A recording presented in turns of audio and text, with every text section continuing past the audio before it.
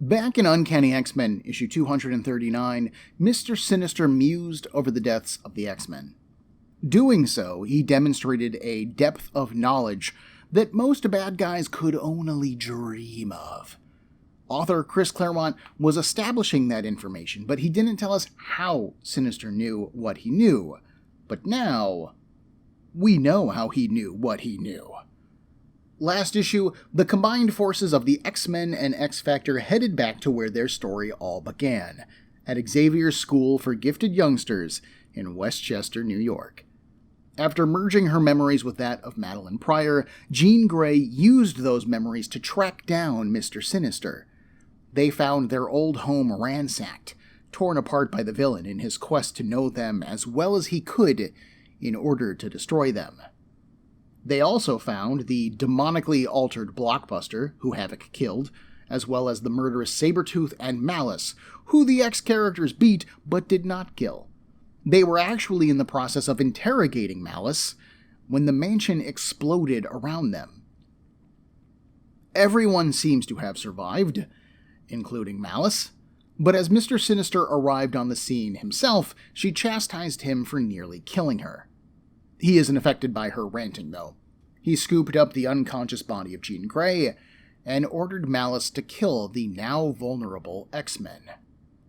The only thing stopping her from doing that is the late arrival of Longshot, the greatest X-Man of all time. But after Nastier's demonic bite, Longshot isn't feeling like quite the person he used to be. Can his luck powers be trusted? Or will the whims of fate turn on the X-Men? My name is Ben, and this is Comic Book Breakdown episode 24.14 of the X-Men's Inferno crossover, Sinister Secrets.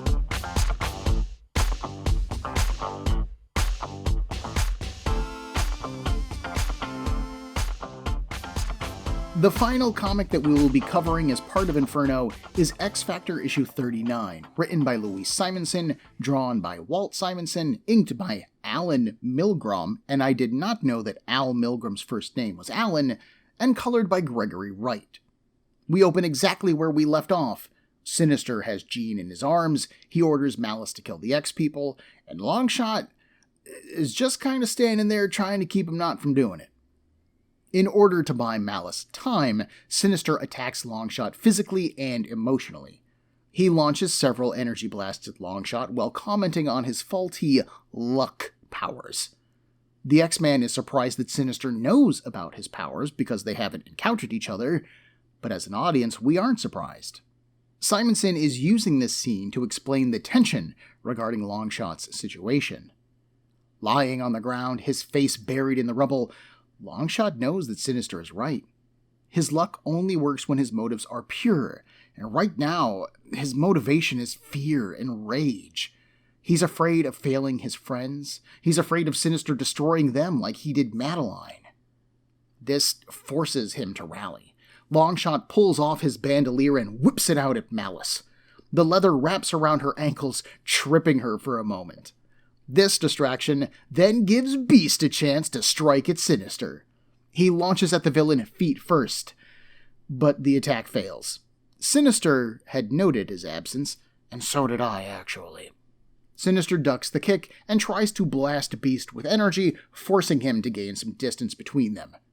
Malice gets up and targets Cyclops, planning to crush him under the collapsed metal girders of the mansion. But Cyclops had been waiting for the perfect time to strike, and that time is now. He blasts Malice away, climbs to his feet, and prepares to face Sinister. But he can't attack him.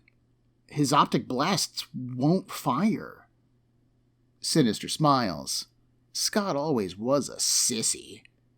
Cyclops shouts, "Am not!" and charges at Sinister physically, but again, the villain unleashes an energy blast and knocks him down. Reeling from the attack, Cyclops is confused by his own behavior. He's acting like a child. Where is this coming from? And why does it seem so familiar? About now, the rest of the X characters start to come to. Psylocke attacks Sinister telepathically, but he manages to withstand her assault. Rogue attempts to drain him with her touch, but his personality is so strong that while his body collapses, his mind overrides Rogue's mind. Sinister Rogue then elbows Cyclops in the face and towers over him dramatically. And this causes Scott to remember. When Scott and Alex were very young, their parents' airplane caught fire during a flight. Their parents put the only parachute on Scott, shoved Alex into his arms, and then pushed him out of the plane. This traumatic event is what catalyzed his optic blasts. He actually used them to cushion the fall, shooting at the ground, slowing their descent. This release of mutant energy registered on Sinister's computers and drew him to Scott.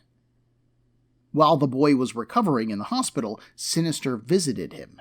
Scott can remember opening his eyes, seeing Mr. Sinister for just a moment, but then the man dodged as the optic blasts fired out of Scott's eyes. Sinister appreciated how deadly those blasts were, but he could not let them go unchecked. Machines sprung to life around them, and Scott was sedated. He wouldn't wake up for another year. In the meantime, Sinister arranged for Scott and Alex Summers to be transferred to his orphanage in Nebraska.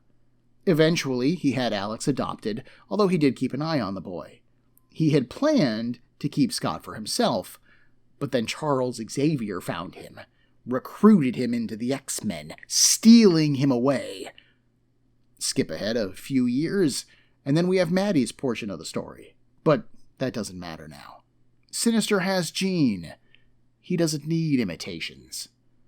Cyclops tries to physically attack Sinister again, but it's still no use.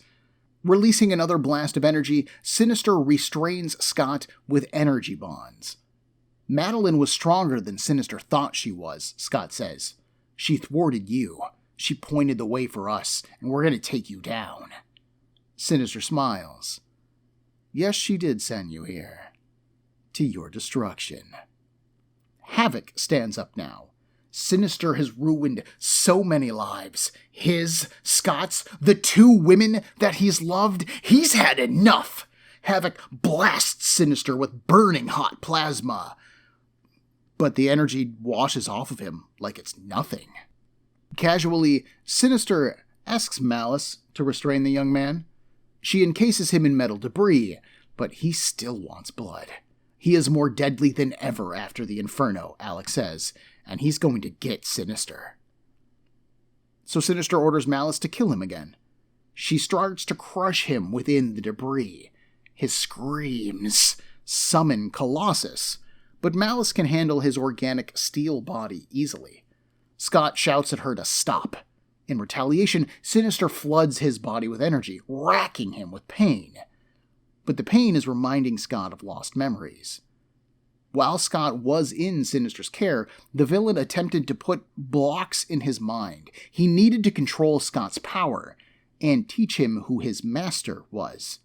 But Scott fought him at every turn. Sinister managed to bury the memories of him so deeply that even a telepath couldn't find them. But Sinister failed otherwise. He was forced to build Scott his original ruby quartz glasses as a way to control his powers instead, since he couldn't control his mind. Sinister says that he didn't want to destroy Scott then. His potential was still so incredible. But now he has Jean, and he will have Scott's son again. Sinister doesn't need Scott alive anymore. At this point, Wolverine has woken up. He crawls over to Storm, who has Psylocke link them all telepathically. The only ones kept out of the link are Jean and Cyclops, because Sinister is blocking them. Together, the X-teams come up with a plan.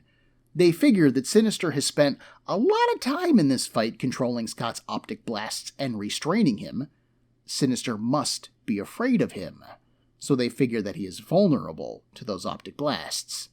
They need to save Jean first, they need to free Scott, and then they need to get him to blast Sinister. Alex tells them to handle Jean and free Scott. He'll take it from there. Archangel starts the attack, feigning an assault on Sinister so that his feathers can be redirected at Malice. The rest of the X-Men then pile on Sinister, giving Storm a chance to sweep Jean away with her winds. Enraged at all that Sinister has ruined, a storm grows around the woman, and the rains manage to wake up Jean. The rain also provides a lot of water, which Iceman then freezes around Mr. Sinister. This buys Wolverine time to free Havoc from Malice's debris pile and take care of a newly conscious Sabretooth in a very short off-panel fight. Havoc then starts to make fun of Scott, calling him helpless, teasing him that maybe he's run out of redheads to play with. Havoc starts blasting Cyclops with plasma, but it doesn't hurt him. Scott argues that the energy should be turned on Sinister. It's not going to hurt him at all. Their powers cancel each other out. It's just making his own optic blast stronger, Alex. Sinister then shrugs out of Iceman's block of ice, and Storm orders for them all to attack. Longshot summons his courage one last time and throws his final throwing knife at the villain, but it bounces off of Sinister harmlessly. The villain casually fires some energy at the unlucky man, which Jean jumps in front of, taking the blow meant for him, and Sinister catches Jean as she falls. Havoc shouts at his brother, pouring on the plasma. "Sinister has her now, brother. You know what he's going to do to her? Are you going to stop it? What's it going to take for you to stop him?" Maybe Sinister is distracted by capturing Jean again. Maybe the assaults on him have taken enough of his mental energy that he can't sustain those energy cuffs on Cyclops anymore. Maybe Havoc's plasma just finally burns them off. Whatever happens, Cyclops is suddenly free, angry, and brimming with energy. He cries out in emotionally charged, "No!" And Beast leaps by Sinister, saving Jean just in time. A beam of red energy envelops Mr. Sinister from head to toe. And in an instant, he is reduced to nothing but a broken, charred skeleton. After a few quiet moments, Jean regains her senses enough to ask what happened. Beast says that a jury of Sinister's peers found him guilty. And Havoc says that he's gone. Malice is gone too. She seems to have run in all the confusion. And the X-Men are going to go home. Standing in this field of debris, it is clear that there's nothing for them here anymore. Scott compliments Alex on the plan. His rage managed to fuel Scott's. It allowed him to finally break through Sinister's conditioning. He always did know how to get under Scott's skin. Alex brushes it off, though. It was seeing Jean in danger that did it. Scott freed himself. The brothers hug, wishing each other well after everything that's happened.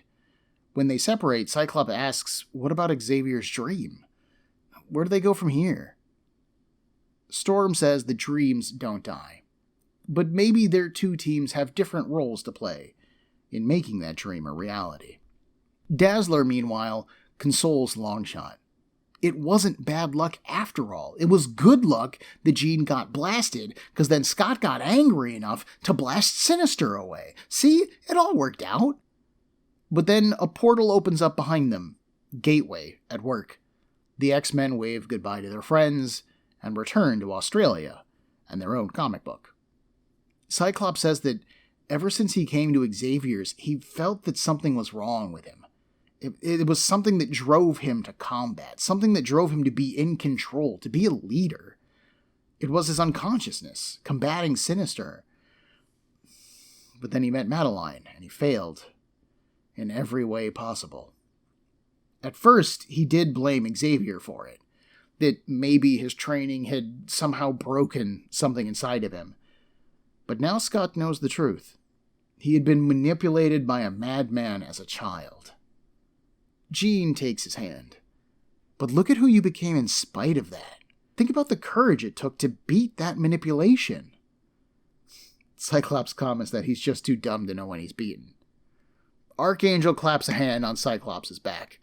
That's why they love him. They beat Sinister, they saved little Christopher, and they saved Manhattan, guys. It's a whole new world out there. Let's make the most of it. This is a really interesting issue in terms of its emotional beats. From a writing perspective, Chris Claremont brought back Sabretooth, Blockbuster, and Malice last issue to demonstrate how utterly powerful the X-People are. Each one of those characters is a challenge in their own right, and in a one-on-one fight, those characters could be deadly. But against X-Factor and the X-Men? Baby, they're chumps. Then we have this issue, X-Factor issue 39, and it is built all around Mr. Sinister, and how unstoppable he is. He shrugs off Havoc's Plasma Blast, which killed Blockbuster last issue. He takes down Psylocke, who single-handedly beat Sabretooth last issue, and he shrugs off every physical or energy attack combination that handled Malice last issue. Author Louise Simonson is demonstrating just how powerful Sinister is, but she does also demonstrate his weakness by having him focus mostly on Cyclops. Obviously, this leads to our downfall, because that is what Obviously, that leads to his downfall, because that is what's happened here, but that's some really good writing. We, as an audience, are literally experiencing what the X-Men are experiencing, and we could, if we weren't sucked into the overall narrative here, because it's just so good, we could reach that same conclusion that they did, that Sinister can only be stopped by Cyclops. That is some good writing. From a historical perspective, the revelations revealed here are all new. These are massive retcons to X history. Sinister's manipulations of Scott were previously unknown, and I'll admit, even at this point, they are largely lacking any motivation. Sinister was initially interested in Scott because he was a mutant, sure, and he feared his optic blasts because they could destroy him. Fine, but then why go to so much trouble trying to control Scott? Or do this whole breeding thing with Jean? Why would Sinister have an interest in creating something even more powerful than the one man who could kill him? That just doesn't make sense. From our perspective, as an audience outside of the world of the comics, it makes sense that Sinister would want to keep a weapon, like Scott's optic blasts, away from a superheroic group like the X-Men, who could someday attempt to stop Mr. Sinister, which is why we have the reason to control him. That's what we're presented with here. Edit out that, end with the, away from a superhero group like the X-Men who could encounter Mr. Sinister someday. End that sentence there, cut out everything in between that and this. That is what we are presented with in the comic. But inside the world of the comics, when Sinister first encountered Scott, Charles Xavier hadn't even formed the X-Men yet. He had one other student at this point, and it was Jean Grey.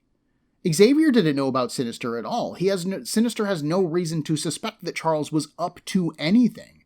Remember, it's not like Sinister has existed since the beginning of X history anyways. Sinister was a fairly new bad guy at the time. He first debuted in 1986. Scott Summers and Charles Xavier first appeared in 1963, for some context. If Sinister met Scott, felt threatened by him, and then just left him alone, then Sinister wouldn't have even been exposed by the events of Inferno. Or, let's say Sinister had met Scott, why didn't he just take a DNA sample to clone and then just kill the kid? Then he would never have been exposed at all. If Sinister did any of the manipulating that he says he did in order to stay hidden, then he really flooped up, because all the manipulating that he did just led the characters right back to him.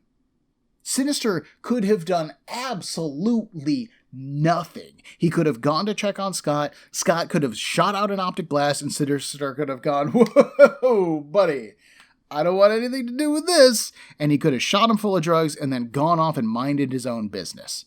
And none of this stuff would have happened. Sinister would have been better off. Either Sinister has a very compelling personal reason to want Scott Summers alive that we have not been presented with yet, or he's just kinda poorly written.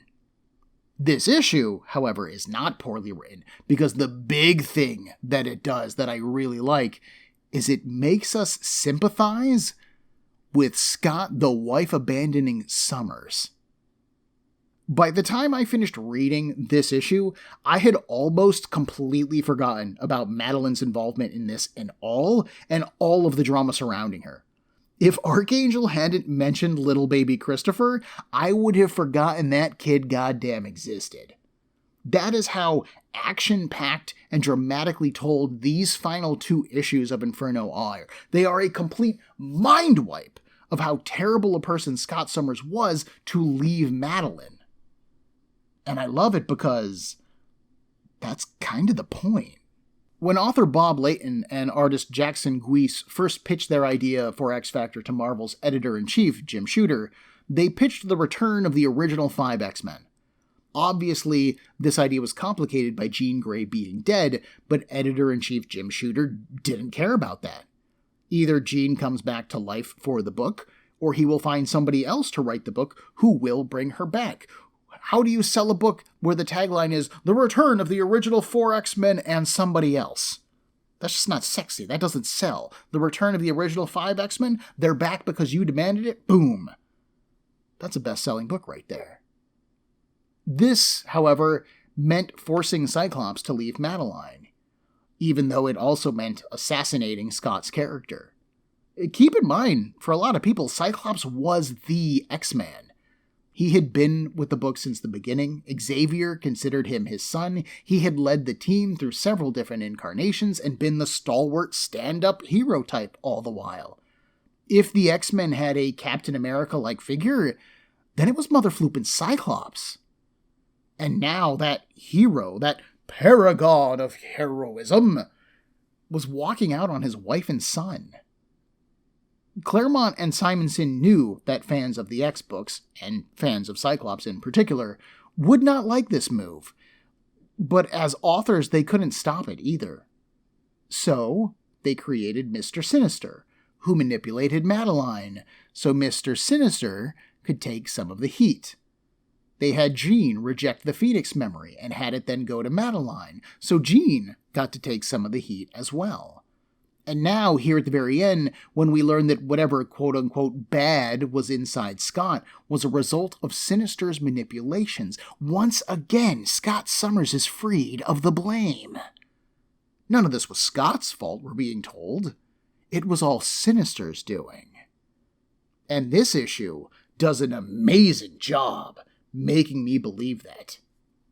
We've also had some of the heat regarding Madeline bled off as well at this point. Seeing her emotional journey alongside Jean really helped sell her personal struggle. Maybe we didn't agree with her actions or her decisions this late in her story, but we could see and understand how she got to them. And then, when the X-Folks encountered the memory of her inside of Jean's mind, and Maddie chose to stab at Sinister one last time from beyond the grave, that is a great moment. At last, Maddie sees the real evil in her life and tries to harm him, and not her innocent baby. So, at this point, we have had Nastier explode, Maddie died and then merged with Jean Grey, and now Mr. Sinister has been killed.